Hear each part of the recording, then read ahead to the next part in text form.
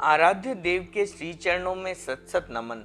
मैं अभिनंदन गादिया सूरत से जैन हिंदी ऑडियो बुक में आपका स्वागत करता हूं। अगर आप इस चैनल पर नए हैं तो इसे सब्सक्राइब कर दीजिए और बेल आइकन प्रेस कर दीजिए, जिससे चैनल के नोटिफिकेशन आपको रेगुलर मिलते रहें। कल के अध्याय में हमने सुना था किन लोगों ने जयाचार्य जी से कहा कि महाजन के अतिरिक्त अन्य घरों से आहार पानी ग्रहण करना अनुचित है। उस पर जयाचार्य जी ने क्या उत्तर दिया? जौहरी जी से जयाचार्य ने क्यों कहा मैं ही बैठा हूं ना? जौहरी जी के किस प्रश्न पर जयाचार्य जी बहुत हंसे और उन्हें क्या उदाहरण देकर समझाया? जयाचार्य जी ने किसे कहा कि तुम मुझे अपना पुत्र गोद दे दो? सरदार बाई जो बाद में साध्वी प्रमुखा बनी, उनकी समता और महत्ता को किसने जान लिया? परम मित्र मुनि सतीदास जी को अपने बराबर पट में बिठाने पर उन्हें स्वप्न में क्या आभास हुआ? कितनी सुलेखा रोचक प्रसंग। पाली वासियों ने कैसे जाली पत्र लिखकर खेरवा से सतियों को पाली बुला लिया और सतियों ने पाली वासियों को क्या दंड दिया? दंड लेने गए पाली वासियों को जयाचार्य ने क्या वरदान दिया? जयाचार्य जी ने किन्हें कहा कि 8 आने की समझ भी नहीं है? अब आगे। तेरापन का इतिहास। शासन गौरव मुनि बुद्धमल जी। प्रकाशक जैन श्वेतांबर तेरापंथी महासभा। पंचम परिच्छेद श्री जयाचार्य। प्रतिबोध दान। जयाचार्य की प्रतिबोधक शक्ति अनन्य थी। अप्रतिबुद्ध व्यक्ति उनके संपर्क में आकर प्रतिबुद्ध हो जाते और अस्थिर स्थिर। संवत 1885 के जयपुर चातुर्मास में अग्रणी जय के पास समझे 52 व्यक्तियों में एक रामचंद्र जी कोठारी थे। वे एक सुदृढ़ धार्मिक व्यक्ति थे, परंतु कालांतर में शंकाशील बन गए और साधु साध्वियों को वंदन करना छोड़ दिया। संवत 1907 के शेष काल में युवाचार्य जय का जयपुर पदार्पण हुआ। वे रामचंद्र जी कोठारी से मिले और वंदन व्यवहार छोड़ देने का कारण पूछा।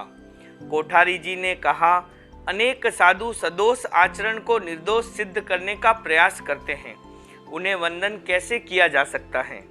युवाचार्य ने कहा, भगवती सूत्र में पुलाक निर्घंट के 5 भेद बतलाए हैं, उनमें एक दर्शन पुलाक है।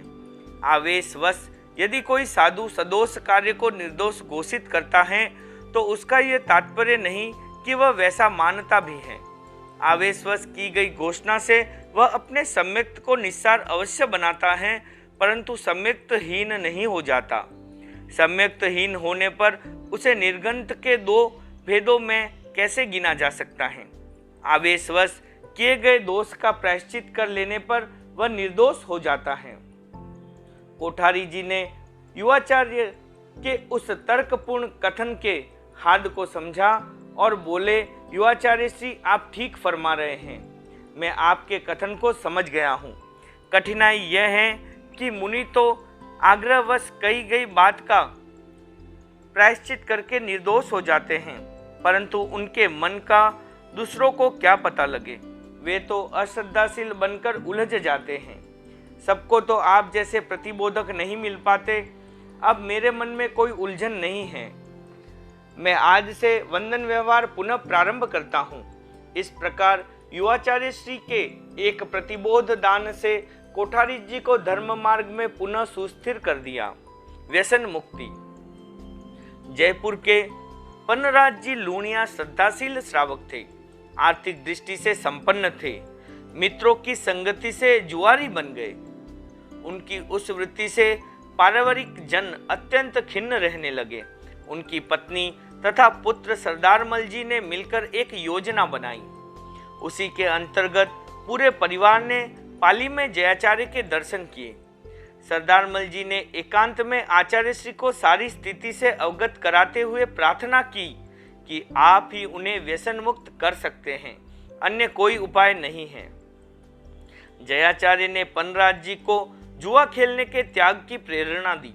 वे त्याग करना नहीं चाहते थे, पर लज्जावश इनकार भी नहीं कर सके, चुप रहे।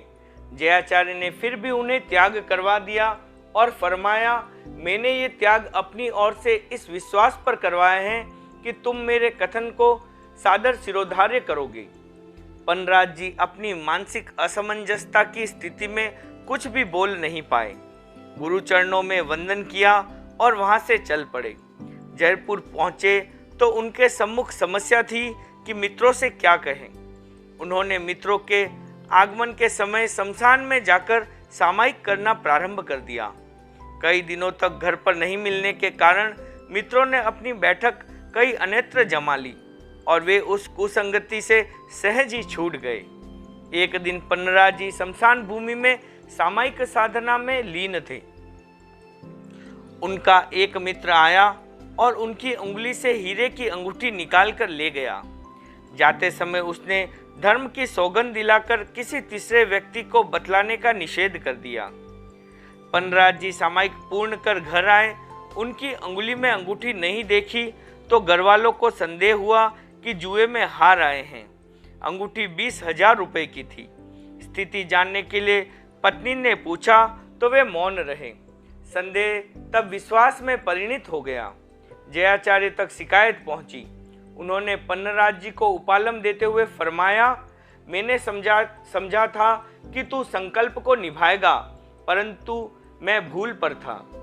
पन्नराज जी ने कहा, गुरुदेव मेरा संकल्प यथावत है, उसमें कोई त्रुटि नहीं हुई है, परंतु अंगूठी के विषय में अभी मैं कुछ भी बतलाने की स्थिति में नहीं हूँ। जयाचार्य ने उनके कथन को व्यर्थ समझा और कठोर उपालम दिया। उन्होंने नम्रता पूर्वक उसे सहन किया और चुपचाप घर आ गए। कालांतर में उनके मित्र ने अंगूठी लौटाते हुए कहा, आर्थिक व्यवस्था से गिरकर मैंने तुम्हारी अंगूठी ली थी, इसे गिरवी रखकर मैंने अपना काम निकाला। अब मैंने पैसे कमा लिए हैं, अतः इसे छुड़ा लाया हूँ। इस घटना के विषय में पूर्ण मौन रहकर तुमने मेरी लाज रख ली। वस्तुतः तुम मेरे सच्चे मित्र हो। परिजनों के सम्मुख अब उनके मौन का रहस्य खुला। अंगूठी वापस आ जाने से वे सब प्रसन्न थे। जयाचार्य को सारी स्थिति ज्ञात हुई, तब वे भी अपने श्रावक की संकल्प दृढ़ता तथा गंभीरता से बहुत प्रभावित एवं प्रसन्न हुए। पन्नराज जी भी बहुत प्रसन्न थे कि व्यसन मुक्त बनाकर जयाचार्य ने उनको पतन से बचा लिया। होली के छींटे। जयाचार्य लाडनू में विराज रहे थे। होली के दिन थे। चारों ओर होली खेलने का वातावरण था। छोटे बड़े, धनी निर्धन, ग्राम्य नगर आदि भेद स्वतः ही गौण हो गए थे। प्राय सभी की आकृतियां और परिधान विभिन्न रंगों के बेतरतीब छपाकों से कुर्बर बने हुए थे। फिर भी अवसर मिलते ही एक दूसरे पर रंग का पानी डाला जा रहा था। कुछ ऐसे भी थे जो मर्यादातिक्रम करके गंदा पानी तथा कीचड़ भी डाल रहे थे। सायंकाल के समय सोच से निवृत्त होकर जयाचार्य वापस आ रहे थे। मार्ग में ओसवाल समाज के अनेक युवक परस्पर रंग डालने में व्यस्त थे। जयाचार्य के पदार्पण का पता लगते ही सब सावधान हो उसी बीच किसी ने अपने साथी पर गंदा पानी फेंक दिया। साथी तो उससे सारोबार हुआ ही, पर कुछ छींटे जयाचार्य के वस्त्रों पर भी गिरे। उपस्थित सभी व्यक्तियों को उसका अनुताप हुआ। आचार्य श्री ने कुछ नहीं कहा और वे आगे बढ़ गए। युवक भी उनके पीछे पीछे ही प्रवास स्थल पर आए। अज्ञानवश हुए प्रमाद के लिए क्षमा याचना करते हुए उन्होंने प्रायश्चित की मांग की। जयाचार्य ने फरमाया, यदि तुम अपने प्रमाद का प्रायश्चित करना चाहते हो तो संकल्प ग्रहण कर लो कि भविष्य में होली के अवसर पर गंदे पदार्थों का प्रयोग नहीं करोगे। उपस्थित सभी व्यक्तियों ने वह संकल्प ग्रहण किया। इस प्रकार होली के छींटों ने युवकों के संस्कारों में परिष्कार लाने का मार्ग प्रशस्त किया। स्थान तो नहीं ला सकते। जयाचार्य का चातुर्मास बीदासर में था। चित्तौड़ के ताराचंद जी ढीलीवाल वहां सेवा करने के लिए आए थे। वे एक संपन्न व्यक्ति थे और सुख सुविधा से रहना पसंद करते थे। जयाचार्य के प्रति उनके मन में अगाध श्रद्धा थी। प्राय प्रतिवर्ष चातुर्मास काल में वे आते और महीने 2 महीने तक सेवा में रहकर धार्मिक लाभ लेते। सुविधा के लिए अपने पशुओं को भी वे प्राय अपने साथ लाया करते थे। बीदासर में भी वे अपने पशुओं को साथ लेकर आए। उनके तामझाम को देखकर बीदासर वासी रुष्ट हुए। उन्हें उनसे अपना अपमान भासित हुआ कि क्या बीदासर में इन्हें दूध मिलने की भी संभावना नहीं है, जो पशुओं को साथ लाए हैं। ठहरने के लिए स्थान की पूछताछ करते समय किसी ने व्यंग भी कस दिया कि स्थान भी साथ में ले आते तो अच्छा रहता। ठहरने के लिए उन्हें कई स्थल दिखलाए गए, परंतु कहीं पशुओं के ठहरने की उपयुक्त व्यवस्था नहीं थी तो कहीं स्वयं के। वे काफी खिन्न हुए। उपयुक्त व्यंग ने तो उनको तिलमिला दिया। उन्हें लगा कि जानबूझकर उपयुक्त स्थान नहीं दिया जा रहा है। वे जयाचार्य के पास आए और कहने लगे, कृपा करके मंगल पाठ सुना दीजिए। जयाचार्य ने साश्चर्य पूछा, क्या इस बार केवल दर्शन के लिए ही आए हो? ढीलीवाल जी बोले, नहीं गुरुदेव, आया तो कई महीनों की सेवा के लिए ही था, परंतु लगता है अंतराय कर्म का उदय है। जयाचार्य, अचानक ही कौन सी बाधा उपस्थित हो गई? ढीलीवाल जी, उपयुक्त स्थान नहीं मिल पाया। लोग कहते हैं कि गाय साथ लाए हो तो स्थान भी ले आते, इसलिए अभी तो जा रहा हूँ। अगले वर्ष आऊंगा, तब तंबू आदि के रूप में घर भी साथ लाऊंगा। जयाचार्य ने स्थानीय श्रावकों को उपालम देते हुए फरमाया, सेवा में आने वाले व्यक्ति अन्य आवश्यक सामान तो साथ ला सकते हैं, परंतु स्थान तो नहीं ला सकते। वह तो स्थानीय व्यक्तियों का ही कर्तव्य माना जाता है कि अपने साधर्मिकों के लिए स्थान की व्यवस्था करें। उन्होंने उन सबको ढीलीवाल जी द्वारा प्रतिवर्ष की जाने वाली लंबी सेवाओं से परिचित कराया। कर्तव्य बोध पाकर वे साधार्मिकता के प्रति जागरूक बने। स्थान की उपयुक्त व्यवस्था होते फिर देर नहीं लगी। कपड़ा और गुरु धारणा। संवत 1928 में जयाचार्य का चातुर्मास जयपुर में था। वहां के सेठ अनंतराम जी दीवान बहुत प्रसिद्ध तथा धनाढ़ व्यक्ति में थे। ओसवाल जाति में गोत्र से वे वेद मुत्ता थे। जयपुर नरेश राम सिंह जी के राज्यकाल में कुछ वर्षों तक वे दीवान भी रहे थे।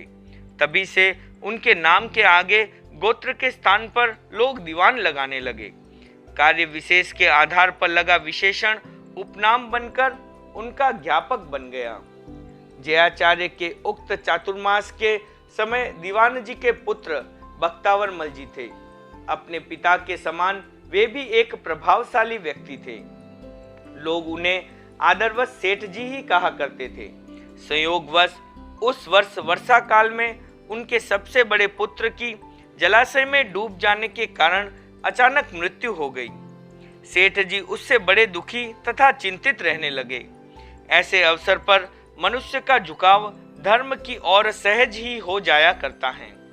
उन्होंने जयाचार्य की प्रशंसा तो पहले से बहुत सुन रखी थी, पर उनसे संपर्क स्थापित करके सत्संगति का लाभ उठाने की भावना उनके मन में उसी अवसर पर उत्पन्न हुई। उन्होंने दर्शन देने की प्रार्थना करने के लिए जयाचार्य के पास अपना व्यक्ति भेजा और कहलवाया कि हमारे शोक संतप्त परिवार के लिए आपका उपदेश बड़ा सहारा होगा, अतः एक बार अवश्य दर्शन देकर कृतार्थ करें।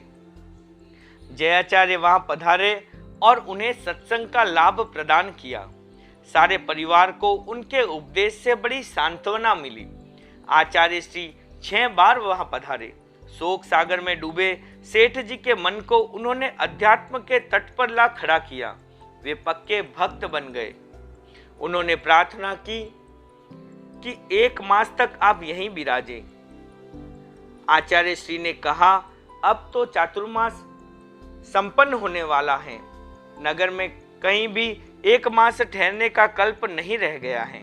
सेठ जी ने तब प्रार्थना की, 1 मास घाट पर मेरे बाग में रहे और 1 मास सरदार मल जी लूणिया के बाग में। उसके पश्चात नगर में पधारे, तब माघ मास में मेरी हवेली में विराजने की कृपा करें। आचार्य श्री ने उनकी प्रार्थना स्वीकार कर ली। वे 1 महीने घाट पर उनके उद्यान में तथा 1 महीने लूणिया जी के उद्यान में विराजे। उसके पश्चात माघ मास में पुनः नगर में पधारे और सेठ जी की नई हवेली में पधारे। साध्वियाँ उनकी पुरानी हवेली में ठहरी।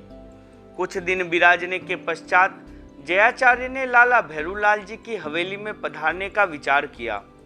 पुस्तकें आदि कुछ सामान वहां भेज भी दिया।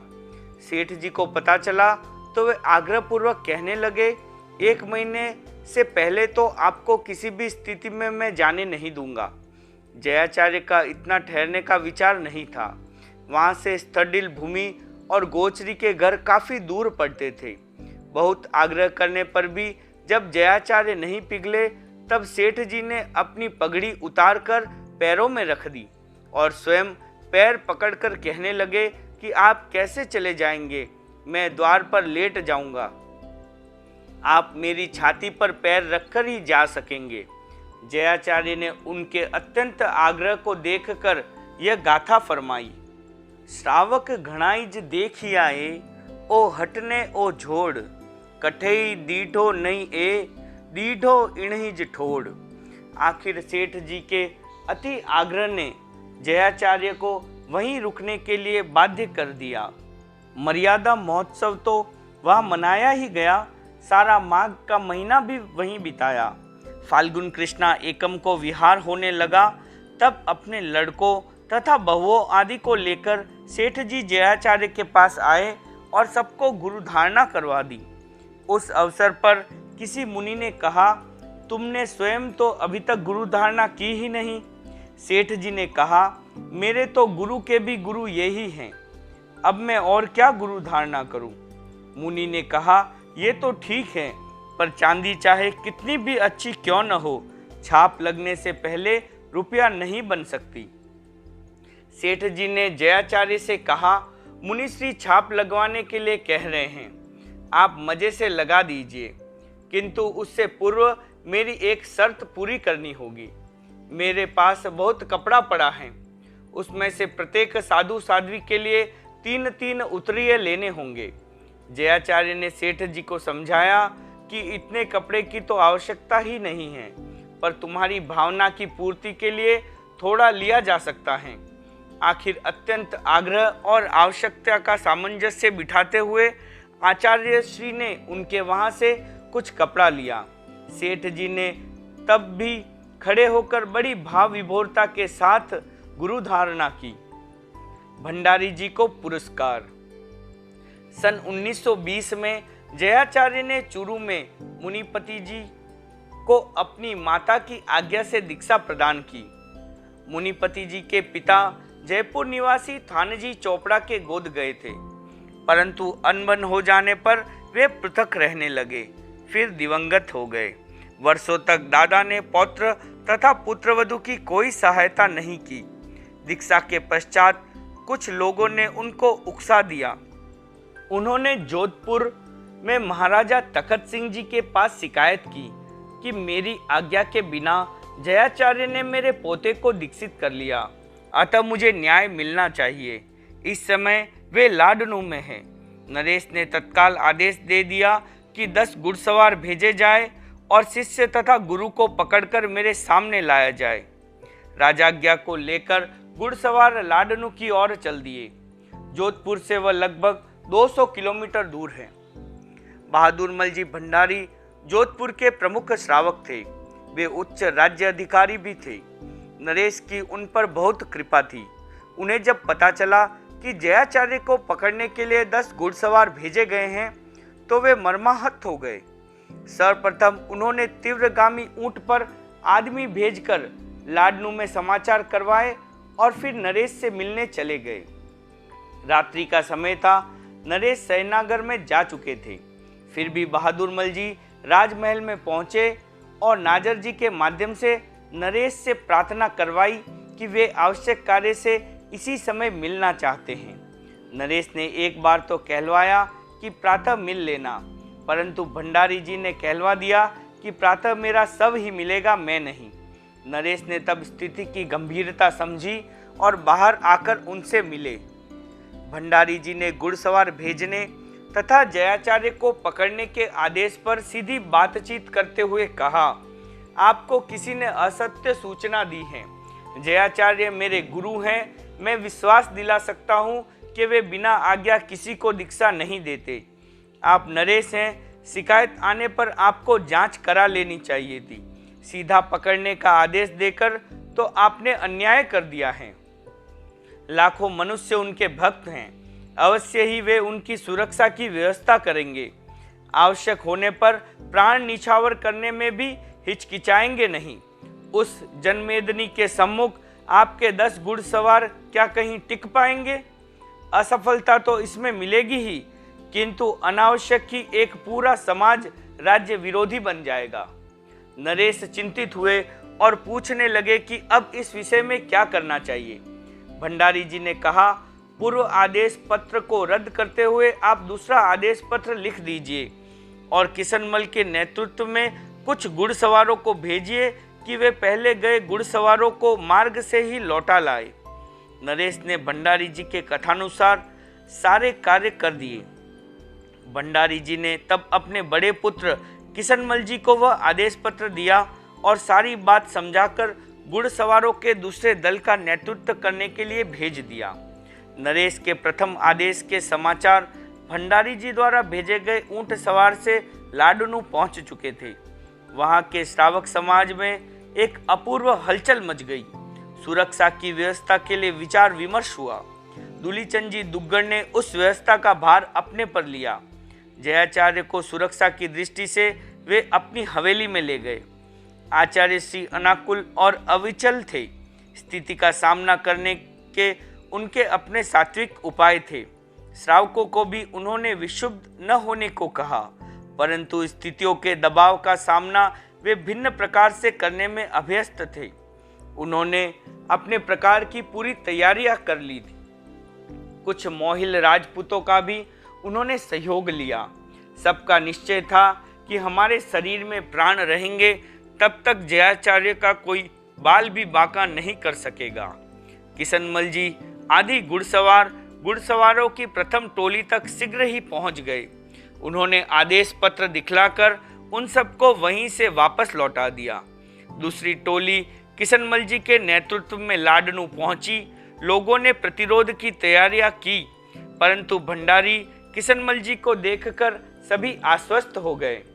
उन्होंने जयाचार्य के दर्शन किए और सारी घटनावली से उन्हें अवगत किया। बाहर एकत्रित हुई जनता को भी सारी स्थिति बतलाई। संकट के बादल छट जाने से सभी ने सुख की सांस ली। कुछ दिनों पश्चात बहादुरमल जी भंडारी ने लाडनू में जयाचार्य के दर्शन किए। आचार्य श्री ने उनकी सामयिक सेवा के लिए उन्हें पुरस्कृत करना चाहा। भंडारी जी ने कहा, गुरुदेव, यह तो मेरा अपना कार्य था, इसके लिए पुरस्कार की कोई बात नहीं है। जयाचार्य ने फिर भी उन्हें कुछ मांगने के लिए कहा तो उन्होंने आगामी चातुर्मास की मांग की। जयाचार्य ने उसे तत्काल स्वीकार कर लिया और फिर संवत 1921 का चातुर्मास जोधपुर में हुआ। दूसरा पुरस्कार संवत 1924 की घटना है। जयाचार्य लाडनू में विराजमान थे। वहाँ सरावगी जाति की एक कन्या भूरा दीक्षित होना चाहती थी। माता पिता ने अनुमति दे दी। उसकी सगाई पहले कर दी गई थी। भावी ससुराल वालों ने उस दीक्षा का विरोध किया। वे राज्य अधिकारियों तक मामला ले गए। देसी रियासतों में उस समय ब्रिटिश शासन की ओर से एक रेजिडेंट रहा करते थे, उन तक भी वह बात पहुंचाई गई। बहादुरमल जी भंडारी ने रेजिडेंट को वास्तविकता से परिचित कराया। उन्होंने कहा, व्यक्ति को दीक्षा के लिए विवश नहीं किया जा सकता। यह जितना उपयुक्त है उतना ही यह भी तो कि उसे विवाह के लिए भी विवश नहीं किया जा सकता। दोनों में से अपने लिए चुनाव करने का अधिकार अंततः व्यक्ति को ही होना चाहिए। भंडारी जी का तर्क सभी को उपयुक्त लगा। भंडारी जी के प्रयत्न से राज्य सरकार ने तब उस स्थिति की जांच के लिए एक पर्यवेक्षक दल लाडनू भेजा। कन्या से बातचीत करने के सिलसिले में दल के मुखिया ने पूछा, साध्वी बनने के लिए तुम्हारे पर कौन दबाव दे रहा है? कन्या, दबाव किसी का नहीं है, मैं अपनी इच्छा से ही बनना चाहती हूँ। मुखिया, ऐसी इच्छा क्यों हुई तुम्हारी? क्या किसी कष्ट में हो तुम? कन्या, नहीं, मुझे कोई कष्ट नहीं है। अंतरात्मा की प्रेरणा ने ही मुझे इस मार्ग की ओर प्रेरित किया है। मुखिया, क्या तुम अपने विचार बदल नहीं सकती? हमारा सुझाव है कि तुम्हें साध्वी बनने का विचार छोड़कर विवाह कर लेना चाहिए। कन्या, मैं अपना विचार बदल सकती हूँ और आपका सुझाव मान सकती हूँ, परंतु एक शर्त है कि आप यह दायित्व ले ले कि मैं अपने जीवन काल में विधवा नहीं होंगी। मुखिया, यह दायित्व कोई कैसे ले सकता है? कन्या, इसलिए तो मैं अपना विचार नहीं बदल रही हूँ कि कोई भी किसी दूसरे का दायित्व लेने में समर्थ नहीं है। कन्या के निर्भीक और तर्कसंगत उत्तरों से पर्यवेक्षक दल बहुत प्रभावित हुआ। उसने सरकार को जो रिपोर्ट दी उसमें उस दीक्षा को सर्वथा आपत्ति रहित बतलाया। जयाचार्य ने तब फाल्गुन कृष्णा छठ को भूरा जी को दीक्षा प्रदान कर दी और लाडनू से विहार कर बिदासर पधार गए। वहाँ किशनमल जी भंडारी ने दर्शन किए। आचार्य श्री ने उनके पिता बहादुर मल जी के उक्त दीक्षा विषयक प्रयत्नों की प्रशंसा की। इस बार भी उन्हें पुरस्कृत करना चाहा। किशनमल जी ने कहा, शासन का कार्य हमारा अपना कार्य है, फिर भी आप पिताजी को पुरस्कृत करना चाहते हैं तो संवत 1925 का आगामी चातुर्मासिक प्रवास जोधपुर में करने की कृपा करें। जयाचार्य ने उनकी प्रार्थना को तत्काल स्वीकार कर लिया और वह चातुर्मास जोधपुर में बिताया। चुंबकीय आकर्षण। आनंद भाई सूरत निवासी थे। मुंबई में जवाहरत का कार्य करते थे। वहां उनका संपर्क जयपुर निवासी लक्ष्मण दास जी खारड़ से हुआ। वे भी जवाहरत के कार्य से मुंबई आया करते थे। संपर्क मित्रता में परिणित हुआ। वे दोनों एक ही स्थान पर सामायिक करने लगे। वह स्थान था मुंबई साबरकांठा हिंदू लॉज नामक मकान का 6 रुपये मासिक किराए पर लिया हुआ एक कमरा। अन्य भी अनेक व्यक्ति वहां सामायिक आदि धार्मिक अनुष्ठान किया करते थे। उनमें परस्पर धार्मिक चर्चाएं चलती रहती थी।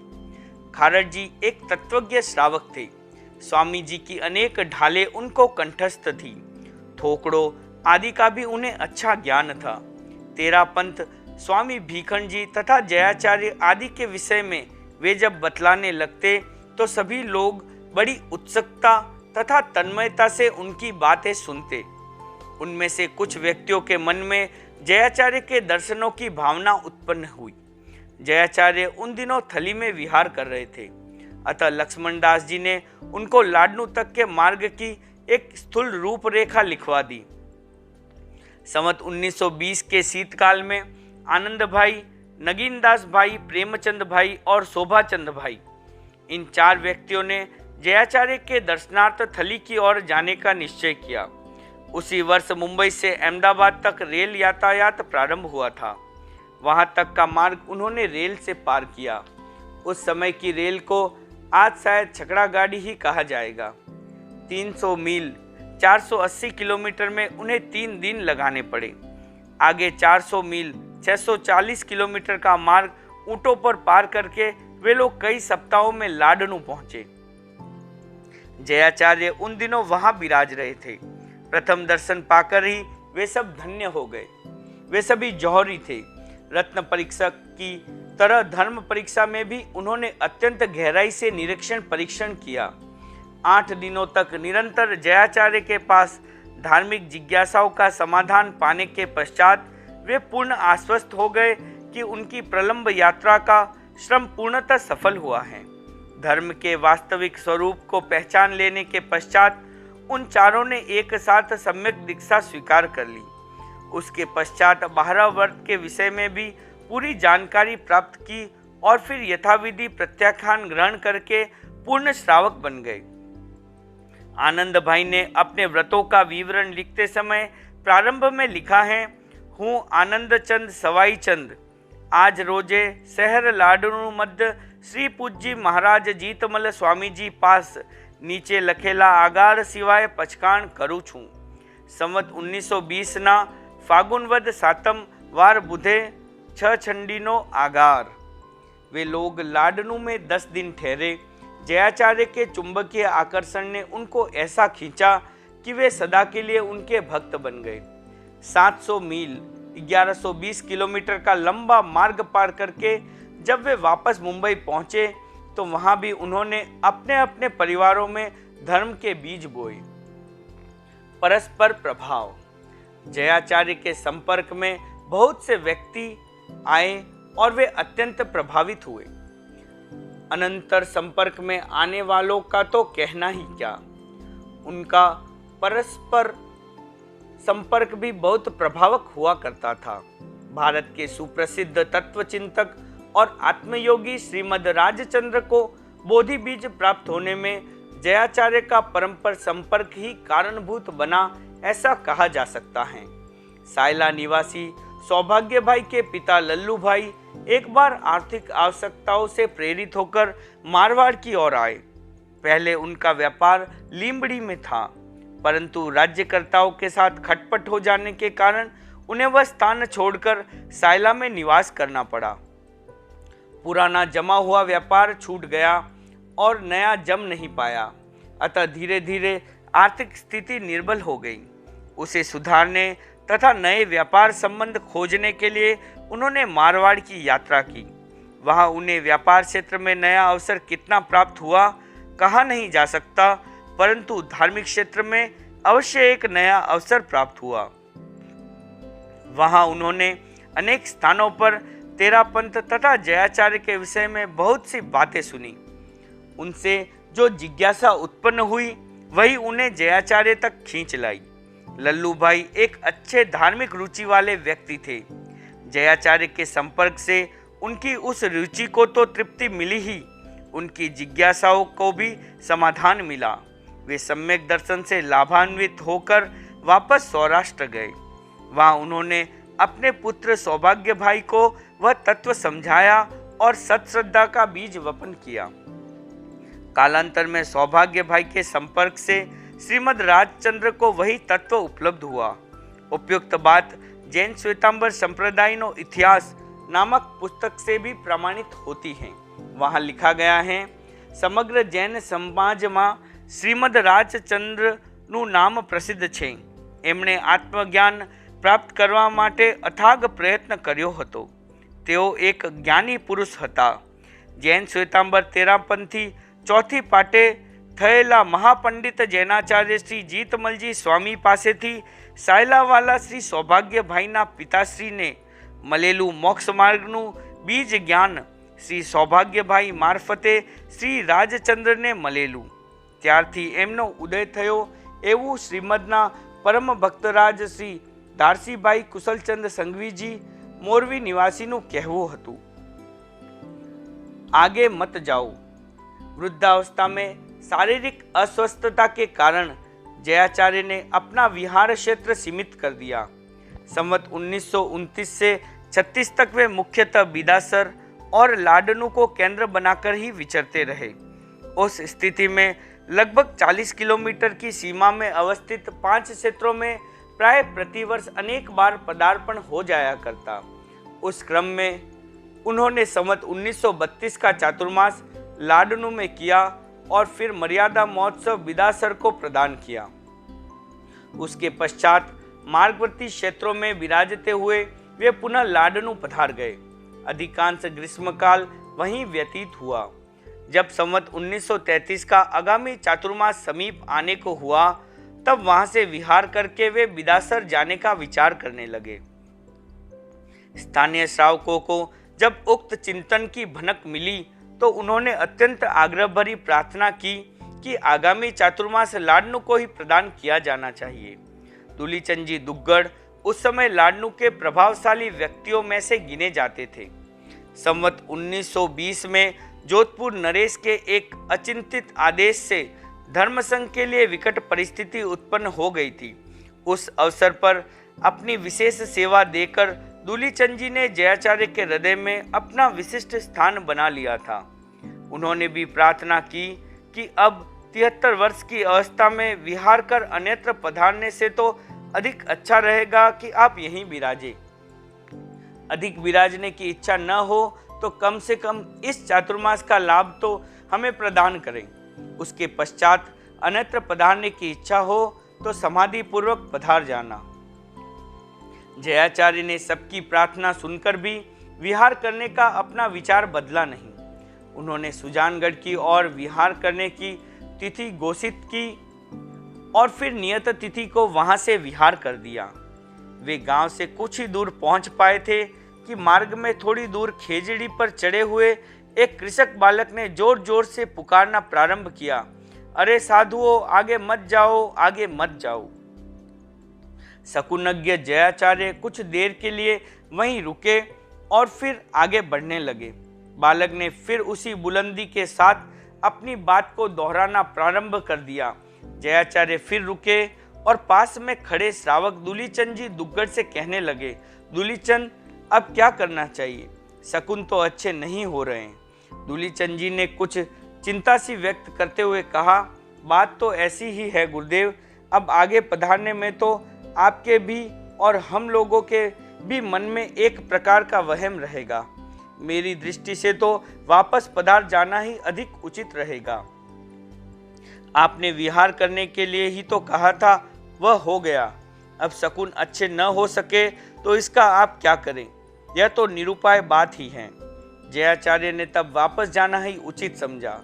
वे वहीं से पुनः लाडनू पधार गए। श्रावक वर्ग बड़ा प्रसन्न हुआ कि आचार्य श्री का द्वितीय चातुर्मास भी यहीं पर होगा। इस प्रसन्नता को व्यक्त करते हुए लोग दर्शन करके जब चले गए, तब एकांत देखकर दूलीचंद जी ने विनय पूर्वक नमस्कार करके जयाचार्य को निवेदन किया, प्रभु, अविनय के लिए क्षमा करें। अपशुकन करने वाले उस बालक को मैंने ही सिखा पढ़ाकर वहां भेजा था। आपको रोकने का अन्य कोई उपाय न देखकर मैंने ही ऐसा किया था। अब आप जो चाहे दंड दीजिए। जयाचार्य ने अपशुकन का रहस्य समझा तो आश्चर्य भरी दृष्टि से दूलीचंद जी की ओर देखकर मुस्कुरा दिए। उन्होंने फरमाया, इसका दंड अब यही है कि फिर कभी ऐसा मत करना। कल के अध्याय में हम सुनेंगे किन के भाव भरे शब्दों ने जयाचार्य को अंदर तक झकझोर दिया और उसके बाद जयाचार्य ने क्या निर्णय किया। महाराणा भीम सिंह जी की जयाचार्य के प्रति कैसी श्रद्धा थी। आचार्य जयाचार्य के लिए किसने कहा, जब आए तभी आज्ञा है। महाराणा ने मोखजी से आचार्य श्री को कहने के लिए कौन सी 4 बातें कही। उदयपुर ने कौन सी चोरी की है का प्रसंग। जयपुर नरेश सवाई राम सिंह जी रात के समय भेष बदलकर जयाचार्य के पास क्यों आते थे। चित्तौड़ में चातुर्मास को कोई तैयार क्यों नहीं हो रहा था। साध्वी दीपा जी ने चित्तौड़ में चातुर्मास की क्या योजना बनाई। बहुत ही प्रेरणादायक प्रसंग। 1912 के उदयपुर चातुर्मास के पश्चात श्री जयाचार्य ने कितनी बड़ी तपस्याओं के पारने करवाए। मुनि जुहार जी ने किस प्रकार अनुशासन का भंग किया और जयाचार्य ने उन्हें क्या दंड दिया। मुनि जय किससे संस्कृत व्याकरण पढ़ा करते थे। श्री जयाचार्य के आगम स्वाध्याय के अद्भुत आंकड़े। ओम अरहम।